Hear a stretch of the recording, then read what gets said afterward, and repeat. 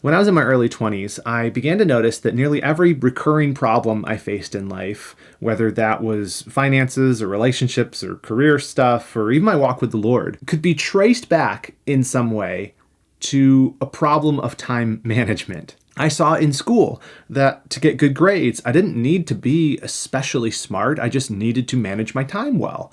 I discovered when I was writing my first book that writing was less about being a great writer and more about being a great rewriter. And then if I allocated time for editing and for writing and for research and rewriting, eventually I could kind of polish it into something that hopefully was worthwhile. In almost every area of life, it's a time management issue, right? You're struggling to lose weight. It's a time management problem. You can't seem to get in the Word each day. Time management problem. Your relationships are feeling neglected. Time management problem. Goals sitting on that shelf year after year, you don't actually work on them. Time management problem.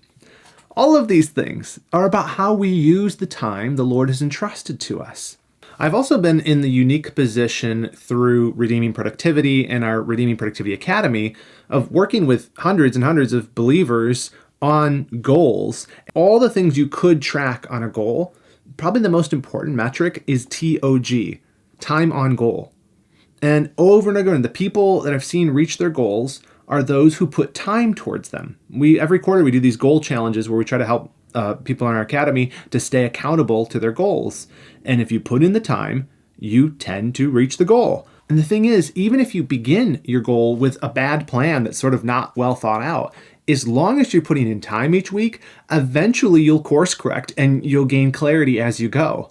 So more important even than the planning is just getting started and putting in the time each week. And now I admit, you're hearing this and you're like, dude, like this is obviously hyperbole. And I admit, this is a gross oversimplification, right? There are, of course, many factors at play in all of these areas of life. There are things in life we simply can't control. So I'm not saying everything's completely under control. What I'm trying to point out here is that we often tend to overcomplicate these things. It isn't rocket science. If you make time for growth, growth tends to happen. If you put time towards your goals, you tend to reach your goals. Primarily, my objective here is simply to say, if you can figure out time management, a lot of the stuff in your life you're going to be able to handle better. Goals, habits, all of it, time management problem. And yes, I do think this also applies to spiritual disciplines for Christians. Fundamentally, spiritual growth is a time management issue. Am I putting time towards growing spiritually? And this isn't some brand new thing with me, right? The saints of old understood this. They would talk about, making time for their hour of prayer, or even just the concept of spiritual disciplines is sort of within that is this assumption that you're making time for it. We see it in the life of Daniel that he had a custom of praying 3 times a day. The Reformers and the Puritans, they would structure their days and their weeks around the means of grace. Not because they were legalists, but because they were realists. They understood that good intentions without protected time produces nothing. This is not some brand new thing. When you make time for spiritual growth, you make time to be in the Word, you make time for prayer, you make time for your local church, growth will tend to follow. But it starts with managing your time well. And so whether it's your goals or new habits or spiritual disciplines, if you're trying to make progress in any area of life, you're trying to become more productive in bearing fruit that pleases God, or just accomplishing and being faithful in the domains He's given you to steward, it really all at the end of the day comes down to time management. And so if you want like a really high leverage place to begin, start with your schedule. And I would build it this way. Start with building a morning routine.